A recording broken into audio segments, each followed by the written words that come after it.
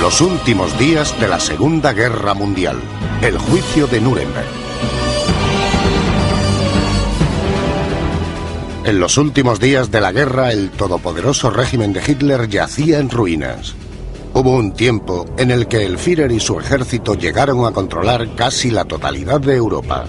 A finales de abril de 1945 apenas podía defender su propia capital.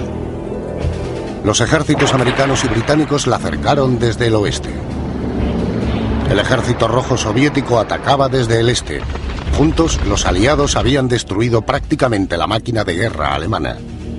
En sus últimos días, Hitler firmó una orden por la que nombraba nuevo presidente del Reich al almirante Karl Dönitz. Sería el segundo Führer y heredaría el mando de los restos de las fuerzas alemanas. Nadie cuestionó la lealtad y entrega del almirante a la causa nazi. Durante la guerra fue comandante de la flota de submarinos y cumplió fielmente las órdenes de Hitler. Pero ahora, como nuevo Führer, no podía ignorar los desastrosos informes procedentes del frente de batalla. Los soldados alemanes entraban en los campos de prisioneros de guerra a decenas de miles. Dönitz había decidido acabar la guerra tan pronto como fuera posible, pero quería retrasar la rendición general, según decía, con el fin de salvar al mayor número de alemanes del bolchevismo y la esclavitud. El almirante quería ganar más tiempo para los civiles y soldados alemanes que intentaban huir de los rusos, luchando por alcanzar la jurisdicción de las tropas estadounidenses y británicas. Pero el comandante supremo aliado, el general Dwight Eisenhower, rechazó cualquier trato. Los aliados habían acordado que la rendición germana debía ser incondicional. No aceptarían condición alguna ni considerarían ninguna propuesta del almirante Dönitz y los comandantes germanos. Alemania debería cumplir sin excepción las órdenes de sus ocupantes. Rusia y los aliados occidentales estaban totalmente de acuerdo en lo que debían hacer. No había división entre ellos acerca de los términos de la rendición. Debía ser incondicional, sin tratos diferenciados ni acuerdos. Nada, sencillamente deponer las armas. A Dönitz se le acababa el tiempo. El rápido avance de las fuerzas aliadas había aislado a grandes contingentes del ejército alemán en Italia. En la tarde del domingo 29 de abril, dos oficiales germanos con atuendos civiles se sentaban en el cuartel general del ejército británico cerca de Nápoles y firmaban el primer acuerdo formal de rendición de las tropas alemanas. Apoyándolo, entregaron a los británicos las firmas de casi 1 millón de hombres. 3 días después, el 2 de mayo, la cúpula alemana aún viva en Berlín emergió de su búnker ondeando una bandera blanca, rindiendo la capital y su guarnición al ejército soviético. Desde su cuartel general en el norte de Alemania, el almirante Dönitz se dio cuenta de que había llegado la hora. Envió a un representante, el almirante von Freudenberg, a través del frente hasta el sector británico para que se reuniera con el general Bernard Montgomery.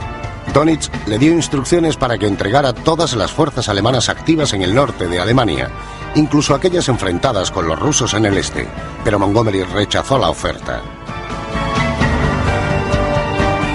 El mariscal de campo británico únicamente aceptaría la rendición de las fuerzas enemigas que estuvieran directamente en su frente. Montgomery le dijo a von Freudenberg que regresara y le transmitiera el mensaje a Dönitz. A la mañana siguiente, 4 de mayo, von Freudenberg y su delegación volvieron al cuartel general de Montgomery. Aceptaban rendir solo las fuerzas en Dinamarca, Holanda y en el norte de Alemania.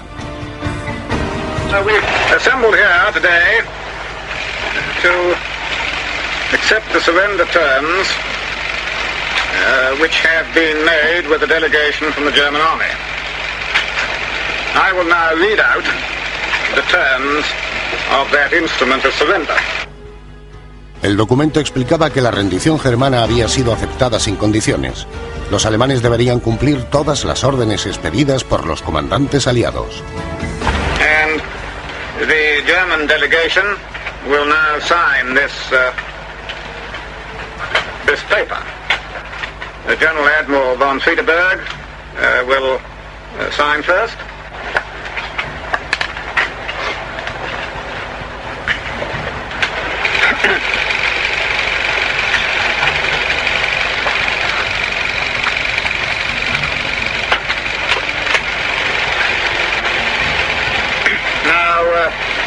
Insaul will sign next.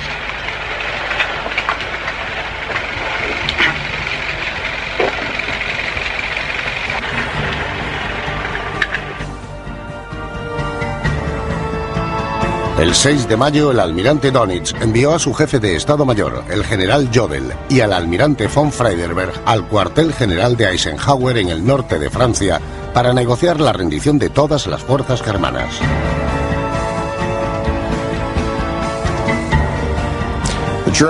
Los delegados alemanes llegaron esperando ser tratados como profesionales para reunirse con Eisenhower.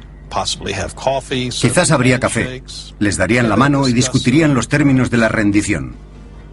En cambio, los recibió el jefe de Estado Mayor de Eisenhower, quien educada pero firmemente les dijo que no había términos sino rendición sin condiciones. Punto. La delegación alemana regresó y se lo comunicó a Dönitz. Se dio cuenta de que no tenía opción, así que volvieron y firmaron los documentos de rendición que les pusieron delante.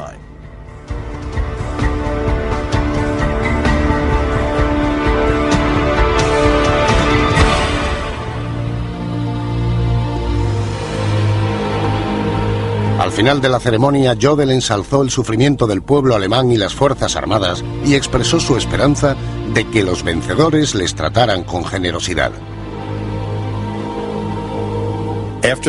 Tras la firma, Eisenhower se reunió con ellos pero no les tendió la mano.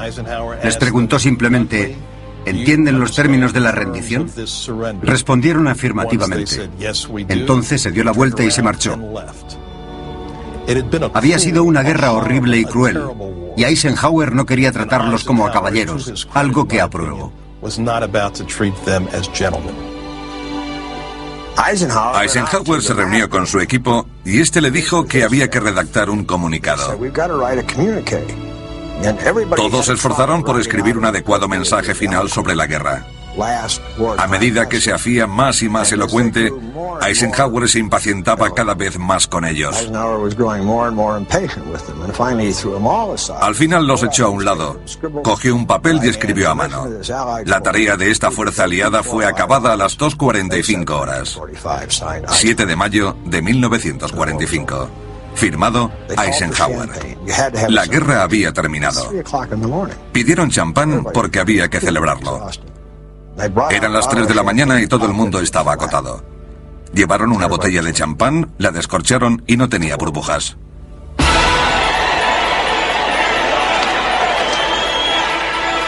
Desde Times Square en Nueva York hasta Piccadilly Circus en Londres y la Plaza Roja de Moscú, los victoriosos aliados celebraron el final de la guerra en Europa. Pero la rendición no entraría en vigor oficialmente hasta el 8 de mayo. El presidente Harry S. Truman lo declaró como el día de la victoria en Europa. I wish that Franklin D. Roosevelt had lived to see this day. General Eisenhower informs me that the forces of Germany have surrendered to the United Nations. The flags of freedom fly all over Europe. Las luces volvieron a encenderse. En todas las grandes ciudades de Europa que permanecían a oscuras desde septiembre de 1939, el 8 de mayo de 1945, las luces volvieron a brillar. Se produjo la mayor explosión de júbilo en la historia de la humanidad. Nunca había habido nada igual. El final de aquella terrible guerra había llegado por fin.